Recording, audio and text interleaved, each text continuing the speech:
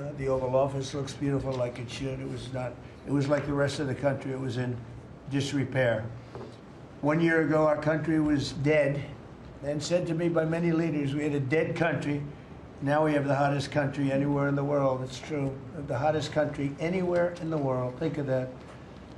In 4 long years of the Biden administration, there were just $1 trillion of new investments in the United States in 10 months. We've secured commitments of over $18 trillion. So they had, in 1 year, less than $1 trillion. That's in a period of 4 years. Think of it, 4 years they had less than $1 trillion. In 10 months, we have more than $18 trillion. Is that right, Scott? It's even going to be higher than that. It'll be higher by and the going end of up. this, sir. And we're waiting for the Supreme Court case, and it's so important and so vital for this country because we're not only respected again, we're putting out wars by our trade policies, and we're taking in hundreds of billions of dollars, and our country is wealthy again and secure again, and it's part of national security, and I hope that goes well. I think it's very important, but think of the number. We're going to be over $18 trillion in 10 months, and which is a record times probably 8 or 10 times, I think more than that, for any country. There's never been a country that's had that kind of an investment ever in history. And there's never been a country that's had half of that. It's a tremendous thing that's taking place. We have companies moving in from all over the world, from Mexico, from Canada, from Europe, from China, from Japan a lot. We just had Toyota is going to spend $10 billion, they just announced, on building new plants in this country. Our workers, they're going to be our workers, but they're spending a tremendous amount. So the stock market is set 46 all-time highs. And this last Friday, which is called Black Friday, was the biggest ever online sales that there's ever been by a lot. More Americans are working today than at any time in the history of our country. I mean, these are the facts we have to get out. And, you know, there's this fake narrative that the Democrats talk about, affordability. They just say the word. It doesn't mean anything to anybody. They just say it. Affordability.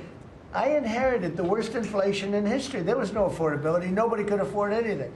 The prices were massively high. Do you remember when we took over eggs? You did a great job on that, Madam Secretary. Agriculture, Brooke. Eggs were 4 or 5 times higher than they had ever been. They said, don't order eggs for Easter at the White House. And we ended up doing it, and we got the egg prices way down, lower than what they were before. But the word affordability is a con job by the Democrats. They say affordable. I watched the other day where some very low IQ congresswoman talked about affordability, affordability, affordability. She had no idea. Their prices were much higher. As an example, energy, gasoline, we're now at about $2.50 a gallon. We're going to be, I think, at $2 a gallon. We could even crack that at some point. I'd love to do it. And we could do it more easily if we weren't building up the strategic national reserves, which Biden emptied out before the election so that he could try and get elected, meaning he started it, then he got thrown out of the race. Then she took over and she kept it going, and they emptied out these strategic national reserves, which are really meant for something else. They're not meant to keep people happy with their gasoline price. They're meant for war. They're meant for problems, big problems. He emptied it out, and then she continued it during the process of trying to get elected. Didn't work out too well for him. And they virtually brought it down to the lowest level, I believe, in history. And it didn't have much of an impact because the prices were very high. But our prices now for energy, but for gasoline, are really low. Electricity's coming down. And when that comes down, everything comes down. But the word affordability is a Democrat scam. They say it, and then they go on to the next subject. And everyone thinks, oh, they had lower prices. No, they had the worst inflation in the history of our country. Now, some people will correct me, because they always love to correct me, even though I'm right about everything. But some people like to correct me, and they say 48 years. I say it's not 48 years, it's much more. But they say it's the worst inflation that we've had in 48 years. I say ever. but whether it's 48 years or ever, it's pretty bad. We had the worst inflation that we've ever had. Since last January, we've stopped inflation in its tracks. And there is still more to do. There's always more to do, but we have it down to a very good level. It's going to go down a little bit further. You want to have a little tiny bit of inflation, otherwise that's not good either. Then you have a thing called deflation, and deflation can be worse than inflation. But we have it almost, we'll soon be at a perfect level, but we inherited the worst inflation. But we have 20 states that are now selling gasoline at less than the $2.75, think of that, $2.75, and it was at $5 under Sleepy Joe. Grocery prices are down with the cost of Thanksgiving turkey this year down 33%. It was lower than 33% lower than under the Biden administration. Egg prices are way down 86%, thank you. And mortgage rates, despite the fact that we have an incompetent chairman of the Fed, a real dope, who should reduce rates. I saw even Jamie Dimon said he should be reducing rates. I never saw Jamie Dimon say that. I wonder why he said that. But he really said it because he's right.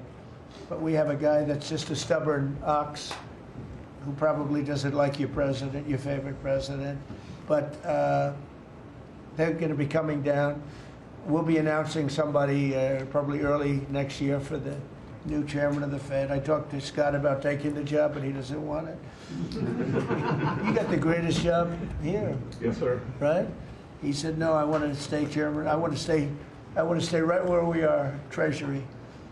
And I think we're doing really great, aren't we? We're doing great, sir. It's a great team to be part of. Yeah, no, it's amazing. Under my executive order to lower prescription drug prices, which I think is the single biggest thing we've ever done that nobody writes about because you're fake news. I've made unprecedented deals along with Bobby and Oz and all of the people that work on it. A lot of people that you wouldn't even think work on it, but they do, to slash drug prices by 200%, 300%, 400%, 500%, 600%, 700%, 800%. Nobody's ever heard of it before because I instituted favored nations, and no nation agreed to do it. And then I said to the nations, if you're not going to do it, I'm going to charge you 100% tariff, which is more money than we're talking about. And they said, sir, we'd love to do it. Please, we would be honored to do it. And they agreed that they would go along with the whole thing. Nobody thought you could do it because they felt, number one, you couldn't get the drug companies to do it. So we're paying, as an example, for the, let's call it the fat drug, F-A-T, for fat people. Anybody use it at the table? Don't ask. But the fat drug was $135. Think of that. For certain people, $1,300 for certain countries, $1,300 in New York. So in New York, it was $1,300. And in London, it was $135. And a friend of mine called me, he said, what is this? Why is it? He got used to paying $1,300. Well, now what we have it down to is, Bobby, what's the number? Like 150 or something? We have it down to a low number, don't we? Yeah, it's around 125, 150. Yeah, think of that. So we got it down from $1,300 to $125 to $140, depending on various countries. In other words, we're paying the lowest price, tied for the lowest price in the world. It's, people said you could never do that because you couldn't get the countries to agree to it. I did. Every country agreed to it because I said, if you're not going to agree to it, that's okay, I'm going to charge you tariffs. And as soon as I said that, they said, we agree. And then we had to be a little tough with the drug companies, but they came along. The bigger problem was the countries. The countries just wouldn't go along with it, but they did, every country. So we have reduced drug prices by 500, 600, 700, 800, 900%, depending on the drug, depending on the company, depending on all of the different factors involved. Nobody's ever even thought of drug reductions like that, price reductions. And I told you the story that in my first term, I was so proud of myself because I reduced drugs. It was the first time in 28 years that drug prices were reduced. It was 1/4%. 1/4%. And I was so proud of myself. I said, it's the first time in 28 years that drug prices went down over the course of a year, over the course of a presidency. 1 year, 1/4%. I had a news conference. I was so proud. Now I got them down, not 1/4%. I got them down 400, 500, 600% and more. And the fake news won't write about it. And it's going to have a huge impact on healthcare because a big part of it's buying drugs, buying prescription drugs. It's going to have a huge positive impact because Obamacare is a disaster. I said it years ago and I say it now. And the money should be paid, taken away from the insurance company. Obamacare was made to make the insurance companies rich. Their stocks have gone up 1,000% in a short period of time because the money goes to the insurance company. I want the money to go to the people. Let all the money go to the people. And let the people go out and buy their own health care. And I see on television, people are advertising now, we will help you buy health care. We will go out and help you buy. That's becoming like an industry because of what I said. So something's going to happen. It's probably not going to be easy because the Democrats, frankly, they don't want to make a good deal for the people. They just want to make a bad deal for the country. They want to make a bad deal for the Republican Party. But the Republican Party is united, and I will say that what I would like to do is the money doesn't go, trillions of dollars get paid to drug companies, and you still have lousy health care. Obamacare is horrible health care. We want it to go to the people, and then let the people go out and buy their own health care, and they'll do great. They'll do great. So we're negotiating that now with the Democrats. Well, Congressional Democrats want the largest tax hike in history. I proudly signed the largest tax cuts in American history with the Great Big Beautiful Bill. The Great Big Beautiful Bill, the biggest piece of legislation ever signed, and that includes the extension of the original Trump tax cuts. But it's the biggest tax cut ever signed, and it includes no tax on tips, no tax on overtime, and no tax on Social Security. Nobody's ever seen anything like it, so think of that. And in addition, you get, if you buy a car, this is great for our car industry because we have a lot of car plants. We're bringing back the automobile business. 60% of it was stolen because we had incompetent presidents or incompetent trade people. But 60% of it was stolen over the years, and now I think we're bringing it all back. I think we'll be bigger than we've ever been in the auto business. That's not even to mention AI, where we're leading China. You know, we're leading China by a lot. They're not going to catch us.